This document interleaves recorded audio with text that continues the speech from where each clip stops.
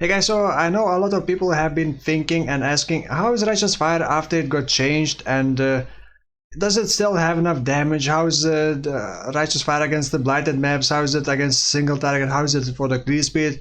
And I'm here to tell you that it's fine. It's definitely working very well, and despite having below 7k life, my damage was around 1.2 million against the Shaper with Scorching Ray and Righteous Fire combined. And it doesn't really have like conditional things. It's Chieftain. It doesn't rely on endurance charge, but I can generate endurance charges pretty fast. And I guess the first thing people would ask, why is it Chieftain? And the simple answer is because it's a middle ground between tankiness of Jug and damage of like a Trickster or Elementalist. Actually, maybe Chieftain is even better than Trickster or Elementalist in terms of damage. So it also has some regen, it has some mitigation, it has some endurance charge generation method. So the build performed very well, and as you're gonna see a bit later on, it does have damage against single target. I was able to face tank Chimera, Minotaur without any dangerous mods. Shaper was fine as well. Basically everything was fine, and even leveling process was, I would say, easier than before, because it does more base damage. Well, it now has more base damage, and it's not as reliant on the having maximum life, because previously you were dealing 40% of your maximum life per second to enemies, and now it's 20%. However, you also have base damage, like I said. So now the build is not really expensive. I would say all of my items combined are around 2 exiles, maybe even less. You can make it work for even less, but like I said, I wanted to min-max a bit more and wanted to push to high tier maps. I haven't done Uber Elder, but I'm pretty confident that it should be able to do Uber Elder. So the most expensive item that I have on my build is the Devouring Diadem helmet, which I have found myself, and also the weapon, which I believe I paid 80 chaos, but it's pretty easy to replace the weapon with like Consuming Dark. Actually, I'm gonna talk about that later. And all the other items are pretty normal. I don't even have a 6 link. I have a 5 link Carcass Jack, and Carcass Jack is also very cheap. The other items are also cheap. The Watcher's Eye, for leveling you may want Watcher's Eye, Vitality's Watcher's Eye with flat life regen, but currently I'm not using Vitality anymore, and I'm using Malevolence Watcher's Eye for life recovery rate, which is actually even cheaper than flat regen for Vitality. I guess the complaint people may have is that, well, if you don't like Righteous Fire, you're not gonna like this one either, because, well, this is walking simulator. You just walk through enemies and burn them, and just once in a while cast 1 or 2 things to trigger Elemental Overload or Elemental Equilibrium when you need to deal with tougher enemies, using Scorching Ray also. But other than that, it's good for basically every content. It's not amazing for Blighted maps. I did Blighted map.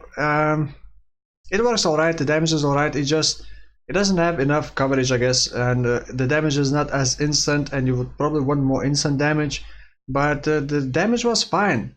Also, it's pretty good for Delve. The build has so much regen that it can even out-regen the darkness in the Delve, not for long, but even with Righteous Fire burning you can still out-regen the darkness a bit.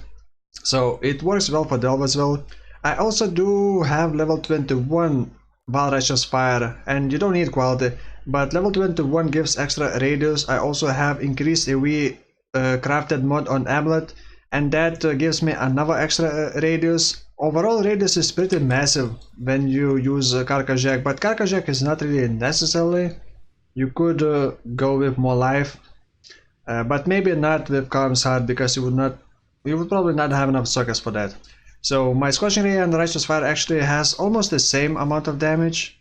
Oh, one cool thing, I tested Inpulsa. So Inpulsa plus Skitterbots.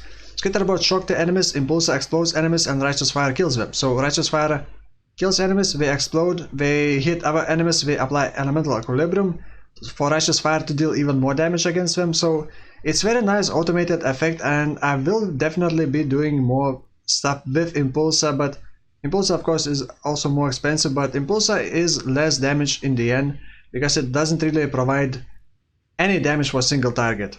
And as I mentioned before, Skitterbots are amazing. They are like my favorite new aura now, and they chill enemies, slowing them down a bit. They also shock them, reliable.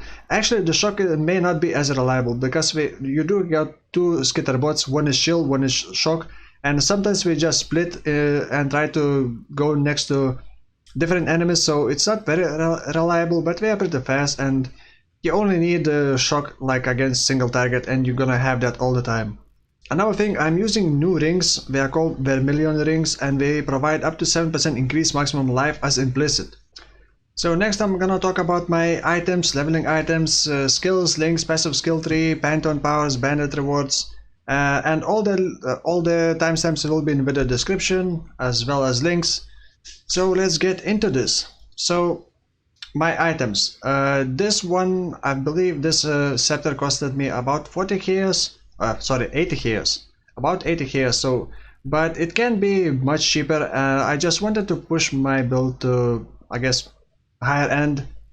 So you want fire damage, you want +1 to active skill gems, active spell skill gems, or +1 to active, +1 to fire skill gems. But you also want like burning damage, you also want fire damage over time multiplier, which you can craft from your bench, which is what I did. Cast speed is nice, but not needed. Then, like I said, Devouring Diadem. The build would not really work well without Devouring Diadem because I would have mana issues. You could maybe craft rings with minor subtle mana cost for challenge skills to avoid this, but it's so much more pleasant. And Devouring Diadem also allows me to run maps without any regen, so or like 60% less recovery rate. It's not pleasant, but it's possible to do it. I did one no regen map, I did a couple 60% less recovery rate maps. It was doable. So Devouring Diadem is kind of an expensive item. It's, I believe, over 1 exalt right now. Next we got Carcass Jack. This one is with the decent life roll. It's mainly for AoE and a bit more damage, so you could get away with something else, but like you're seeing, the AoE is pretty big, and AoE is pretty important because you don't really have very long reach, especially if you're using like Scorching Ray. You doing damage to enemies far away, but Righteous Fire doesn't reach them, so you would want you don't want to stand next to all the enemies, especially for Blight. You want to have some distance between enemies, so the AoE is pretty important. But luckily Carcass Jack is pretty cheap, like 5 to 10 years for even decent roll, and you just need 5 link. Then Rise of the Phoenix shield. I mean, that's pretty standard shield for Righteous Fire build. Next, boots, nothing special, just life, movement speed. The dodge is nice, an addition, but just life, movement speed, and the resistance that you need. The gloves, I did craft them with essence, and you don't need to, but I wanted, like I said, to push the build a bit higher end. And the essence is not expensive. I think it's essence of delirium. It gives Socket gems deal 30% more damage over time, so this is where my Scorching Ray is. I wanted, actually you can get even 5 damage over time multiplier on gloves, and I wanted that, but this is the best I got, and it's pretty decent, has life, some resistance, and it's a pseudo 5 link for my Scorching Ray. The belt is with the life recovery rate, those are also very cheap.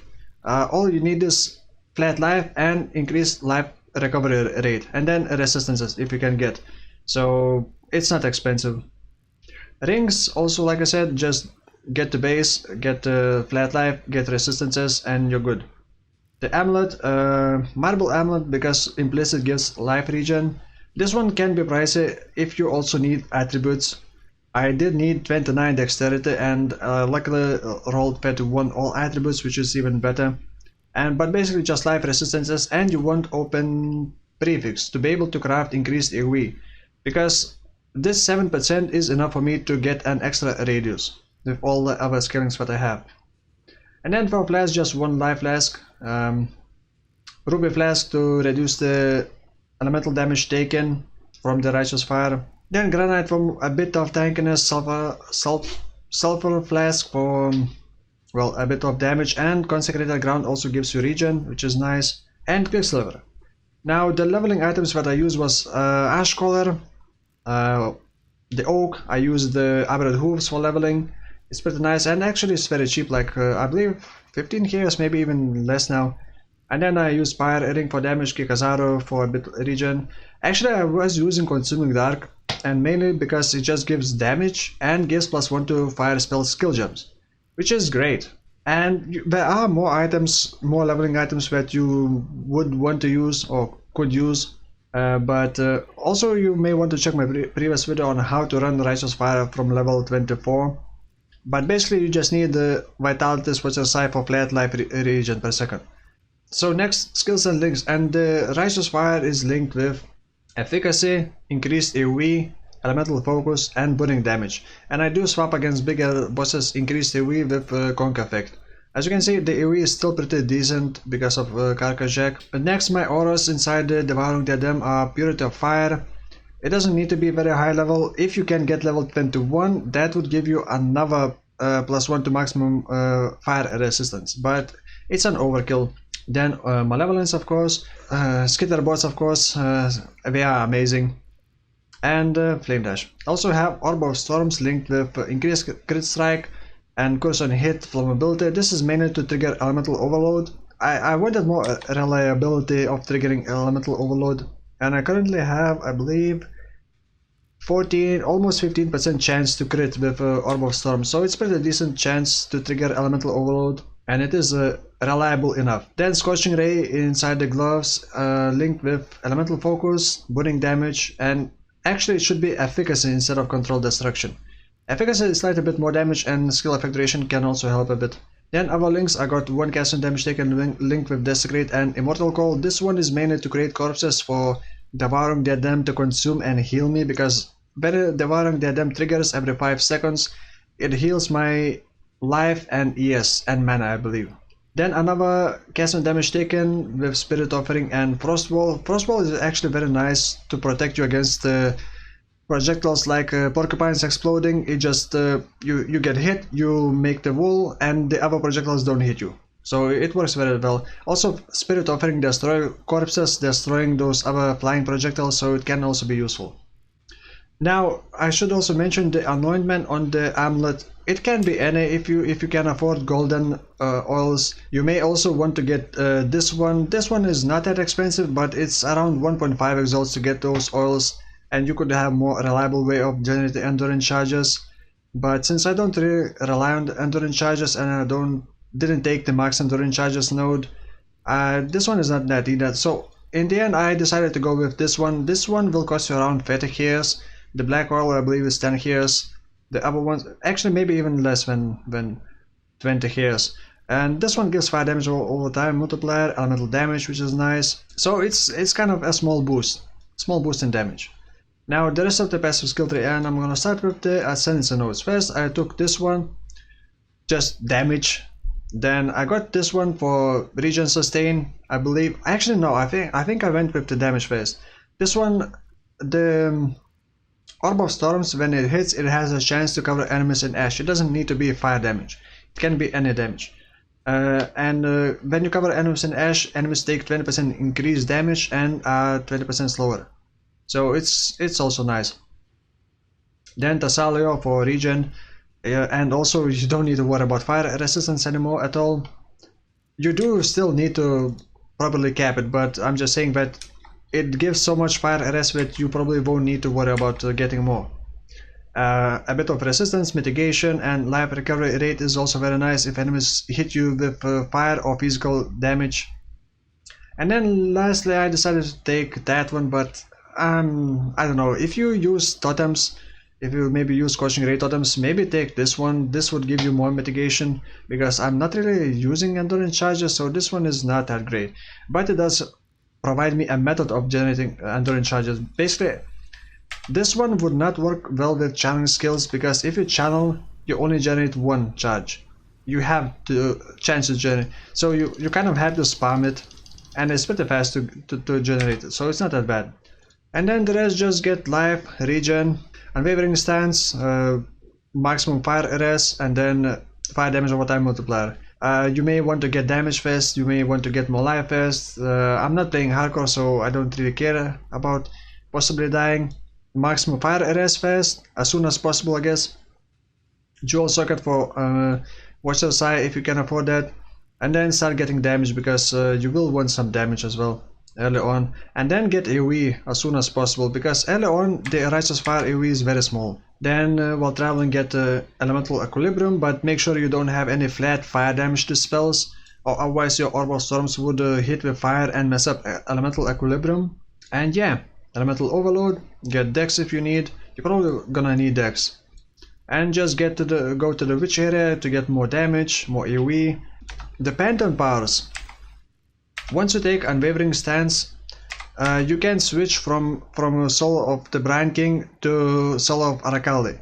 Soul of Arakali will basically reduce the damage done by your Righteous Fire by 5%. And once you take Soul of Aberrat and move, you also reduce another 5%. So while moving, you are reducing by 10% with these two pantheon powers. So that's also nice. And lastly, Bandits. Bandits, I decided to go with the Oak Reward.